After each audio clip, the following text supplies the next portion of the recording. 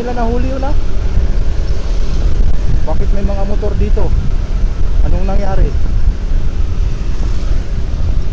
Baka mayroong surprise sa unahan. Epet. Siguro.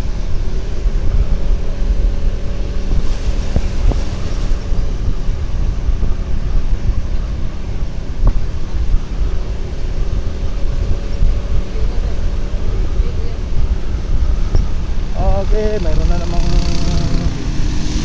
yari na naman itong ibang mga motor dito, mga kamotor. LTO.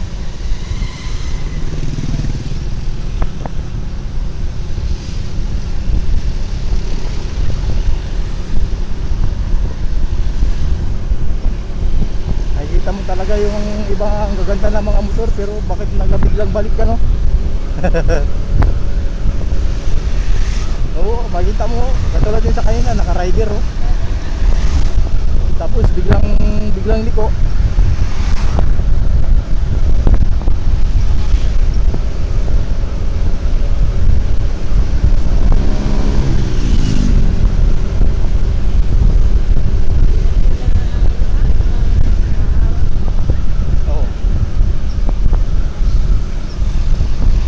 Hindi, kasi nakikita naman nila sa motor. Madali lang naman kasi mapansin yung motor na may violation. Tulad nga siya, oh, yan, oh, bumalik siya, no? Ano, isang bumalik. Naka ano pa naman, rider. Oh, balik siya. Oh, dyan pala siya, oh, oh. Kaya, hindi mo na ako magpasok sa trabaho kaysa ma-ipaw yung motor ko. Oo, pwede siya tumagos doon sa puntang Mount Calvary.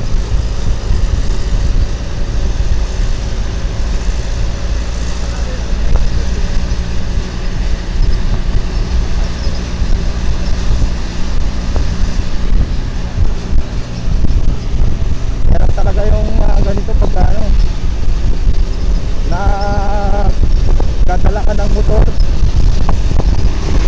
Kaya mga kamotor, paalaala lang, no?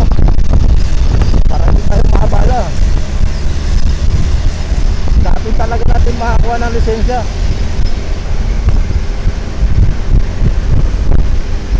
Ako ganun din ako dati, biglang liko. Pero sinikap ko talagang makakuha.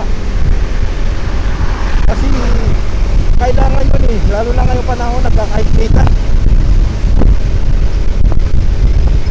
At saka pagkatapos ng resensya, asikasuhin yung motor, papel lang motor. Okay, relax ka lang pag dumadaan ka sa mga ganyan checkpoint, diba? Wala kang kinakatakutan, wala kang pangamba.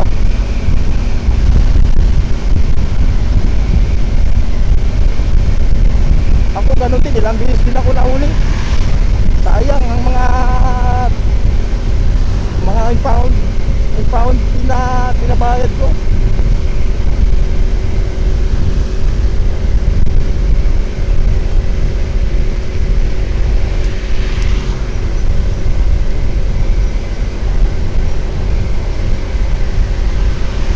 Ito, payong ano lang to, payong mga kapatid, payong motor.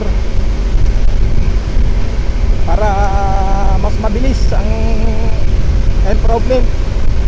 Ako dati, nasabihin ko, ay kwentong buhay lang to. Ako dati may bisyo ako. Sigarilyo, inom, tapos trabaho ko, construction. Yan. Tapos kinuha ako ng motor. Dati kasi yan, okay lang, magkuha ka ng motor kahit wala lisensya. Ngayon, iba na, kailangan may lisensya ka pag kumuha ka ng motor. Ang nangyari, dahil nga ganyan, lagi ako nahuli. Sayang yung pera. Nagbawas ako ng bisyo. Inalis ko yung sigarilyo. Ang sigarilyo kasi pinakamalaking gastos yan, eh. Kasi sa bawat higit mo, lalo na ngayon, magkaanong stick ng sigarilyo? 5 piso ang pinakamura. O, diba? Pero sa sigarilyo, pag nag-illegal ka, may mura pa. O, isipin mo yon sa maghapon, ilang stick ka, bilangin mo. O, diba? malaki-laki rin maiipon mo. Kung ang binibili mo sigarilyo, ihulog mo sa alkansya mo, makakaipon ka. May pangkuha ka na ng lisensya kung sakasakali. O di ba? O mag-reduce ka pa sa inumin. Sabihin natin na mag-inom ka ng ilan-ilan lang. Ako ngayon kasi mga kamotor, umiinom ako ngayon, isa lang ako sa bahay ko lang.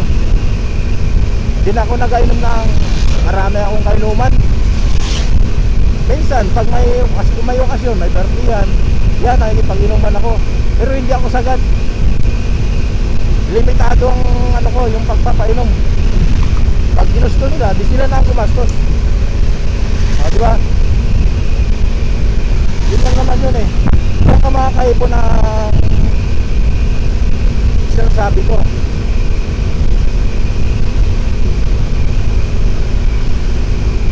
Sasabihin, lalo mga kabarangay ko yan, alam din nila, no?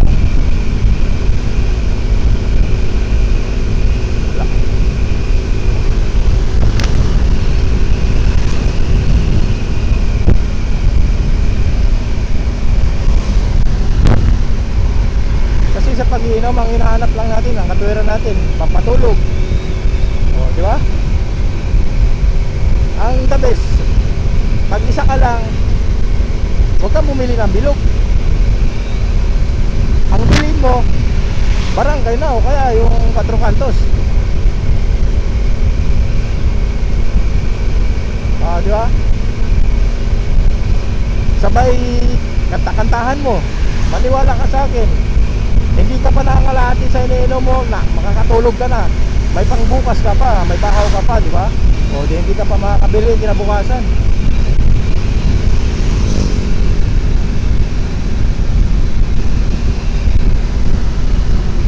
May bahaw ka pa eh. Ganun ako minsan yung ano ko, yung 4 kantos. Minsan ano yan, 3 araw kung ano yan, bago maubos, 3 or 4 na araw.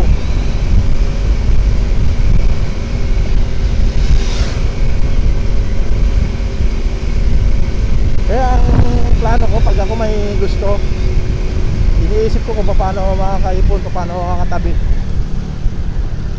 Yun ang ginagawa ko agad.